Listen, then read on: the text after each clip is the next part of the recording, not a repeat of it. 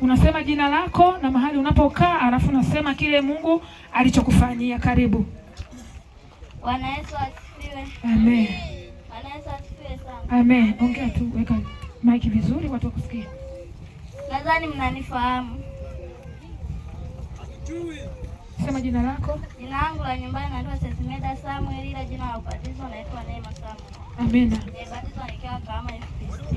Kwa mchungaji Sadoki. Karibu. Bwana Yesu asifiwe. Amen. Nadhani kama mnajua kama nilikuwa nimeshaolewa. Ndio. Nilikuwa nafanya kazi za ndani. Ndio. Katokea mwanaume anaitwa Baraka. Kabidi niolewe naye, nilipoolewa naye kule nyumbani kwao. Kafika. Sasa mama wangu nikawa wananiambiaje? Niende nyumbani kwa, nikawa naambia twende nyumbani kwetu tukasalimie. Kawa anakataa. Nikawa namlazimisha mume wangu twende nyumbani basi tukajitambulishe. Akakataa. Siku moja nikamwambiaje? Mimi nataka kwenda nyumbani. Ilifika kwanza muda. Kana niambia ukifika hapa hamna cha kwenda kanisani. Kasema kwa nini? Kwa mwana hapa akifika waka wasali. Kasema hamna shida. Nikawa naenda kanisani, nikitoka kanisani napigwa, nikienda kanisani nikitoka napigwa. Ilifika muda nikasema Mungu wewe ndio unayenijua. Ikafika wakati tukipika chakula tunaweka kwenye hotpot, tunagawanya mara mbili. Kingine tunaweka kwenye hotpot tunapeleka uvunguni kwa mama mkwe. Fika wakati mimi nikawa nimechoka, nikawa namwambia mume wangu kwa nini tunakuwa tunaweka chakula chini ya uvungu afu ikifikaga saa 7 mchana mnaenda mnajifungia chumbani na mama yako? Kwani kuna kitu gani mlichochepisha ambacho mimi sikijui? Akasema we hayakuhusu. Akasema haya poa. Ilifika wakati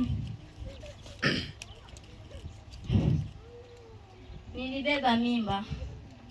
Mimba ilipofikisha miezi 5 ikatoka. Nikakaa tu hivyo. Nikasafishwa tukamaliza tukaendelea maisha mengine. Nikabeba tena mimba ya pili, ikafikisha miezi 4 ikatoka. Kasema kamuuliza kwanza mume wangu kwani hapa kuna tatizo gani ambalo mimi sijui? Kasema mimi hayanihusu hayo. Kasema haya.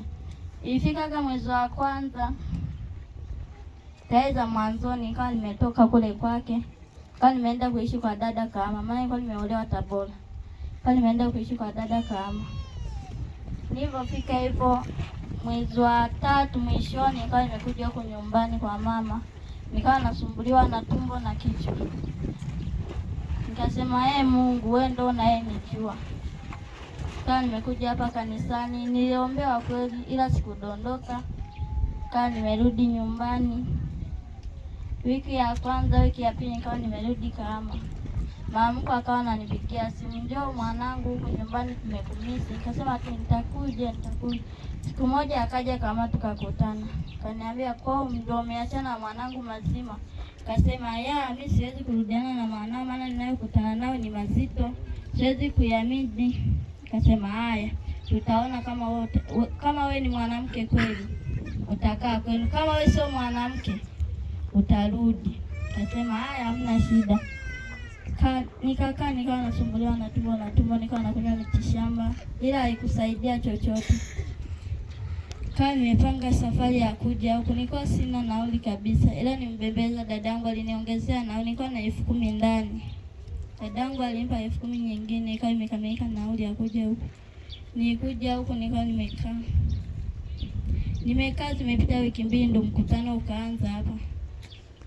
Nikaja siku ya kwanza sikuja, nikaja siku ya pili nikaombewa, siku ya 3 nikaja kaombewa, siku ya 4 nilidondoka hapa, kila mtu anajua.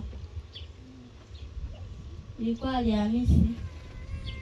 Alhamisi jioni nilitapika wembe. Yesu tunaye mwenye nguvu. Amen. Nilitapika wembe. Umeandikwa na jina Neema. Kasema Mungu ni ajabu. Ule wembe ni utapika sikukatwa. Kesho yake asubuhi, Ijumaa asubuhi, nitapika sabuni ikiwa na sindano. Umeona Yesu anapookoa na kuponya? Amen. Nimwambia yule pale, kamwambia mimi nimetapika sabuni na wembe, ila neno la sindano sikumwambia kama nimetapika sabuni. Sindano sikumwambia kama nimetapika. Leo asubuhi nilikuwa najiandaa, niliamka asubuhi nilikuwa naenda kuchota maji. Nilikuwa nachota maji. Nitapika kifuniko cha soda kile cha nani? Cha Pepsi. Ndio nilipojiandaa nikawa nakuja. Nikamwambia wifi yangu twende kanisani. Mume wake alimkataza. Nikasema ngoja mimi niende kanisani maana Mungu alionitendea ni makubwa. Amina. Hebu shangilia. Amina. Ngoja niende kanisani, Mungu atanionekania. Ila kwa sasa kichwa kilikuwa kinanisumbua na tumbo. Sasa hivi nipo salama. Amina. Tunaye Yesu anayeponya. Tunaye Yesu anayejibu. Huyu dada tumemwombea, alikuwa na mapepo ya hatari. Lakini kule waliko mama mkwe amepiga asubuhi simu anasemaje? Kwa hiyo mmefanya kitu gani? Kwa hiyo kuna vitu tayari ukamamlisha huyu dada. Lakini kuanzia leo Yesu amemponya, amemweka huru. Mungu akusaidie. Baba yangu na Mungu wangu mtakatifu aliye hai. Baba, endelea kumtetea na kumpigania. Mzingire kwa moto. Ninavunja na kuharibu kila falme ya kuzimu. Ninainyamazisha kimya na kuisambaratisha kwa moto. Endelea kumlinda na kumpigania neema. Ukamtunze Bwana, andapo alalapo Yesu ukawe kiongozi. Ninakushukuru kwa sababu unasikia na unaweza, ni katika jina la Yesu. Amina. Ukiona tunahubiri hapa, Yesu anajibu na anaweza.